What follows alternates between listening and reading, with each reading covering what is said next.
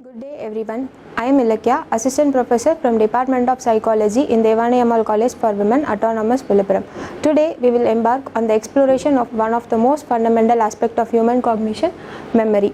Memory is one of the most fascinating topics you can ever hope to study in any field.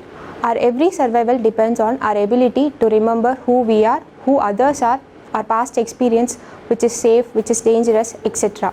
Memory is a cognitive function that plays a crucial role in our daily lives.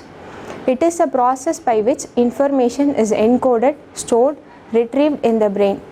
It enables us to learn, adapt, and navigate through the world around us. Next, we will see about the process of memory. We have three processes: encoding, storage, and retrieval. The first process is encoding. It is the first stage of memory where sensory information is transformed into a form that a brain can process and store. The next process is storage. Storage is a phase in which encoded information is held over time. It is crucial for retaining information for later use. The final stage is retrieval. Retrieval is a process of accessing and bringing forth stored information. It is a recalling of information stored back to a conscious state. Now we will see about the types of memory. We also have three types of memory: sensory memory, short-term memory, long-term memory.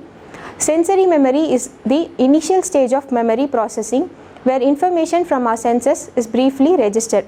It acts like a buffer holding information for a very short duration, typically a few seconds, usually around 30 seconds.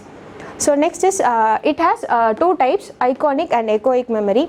Iconic memory, it pertains visual information that is briefly stored in our storage register, sensory register. It allows us to retain a visual image for a short duration after the stimulus has been removed. Next is echoic memory. Echoic memory is a sensory memory for auditory stimuli. It allows us to retain sound for a brief period even after they have ended. So next type is short-term memory. Short-term memory is where information is temporarily held and processed. It has limited capacity and duration, usually around 7 items for about 20 to 30 seconds without rehearsal. For example, it is what allows us to remember a phone number for just long enough to dial it. So third type is long-term memory. Long-term memory is where information is stored for an extended period ranging from minutes to a lifetime. It has a vast capacity, seemingly limitless. This is where our experience, knowledge, and skills are stored. So long-term memory is of two types: explicit and implicit. Explicit memory is also called as declarative memory. This type of memory involves conscious, intentional recollection of facts, events, and concepts. It is further divided into semantic memory and episodic memory. Implicit memory is also called as non-declarative memory. Implicit memory is unintentional and operates outside of conscious awareness. It includes skills, habits, classical conditioning, and procedural memory. So next we will see about factors influencing our memory. Understanding the various factors that influence our memory is essential for optimizing our cognitive abilities. Now we will explore the key elements that impact how we encode, store, and retrieve information. The first factor influencing memory is attention or focus. Attention is a cognitive process that allows us to selectively concentrate on specific aspect of our environment or thoughts. Paying attention is crucial for successful encoding of information into memory. Also, divided attention or multitasking can hinder the process of encoding. So the second factor is emotional significance. It refers to the level of emotional impact or importance attached to a particular memory. Emotionally charged events are more often better encoded and more readily retrieved from memory.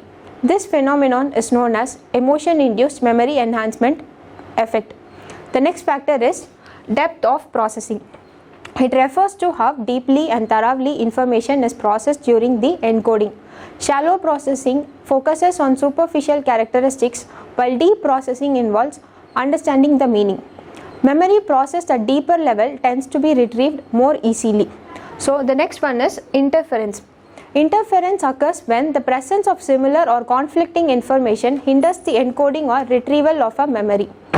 The last factor is state-dependent memory.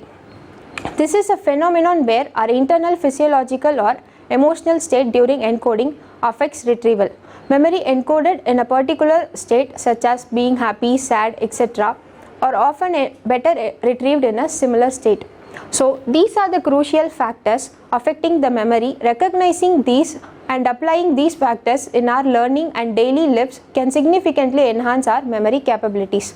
In conclusion, memory is a complex cognitive function that allows us to learn, adapt, and thrive in our environment.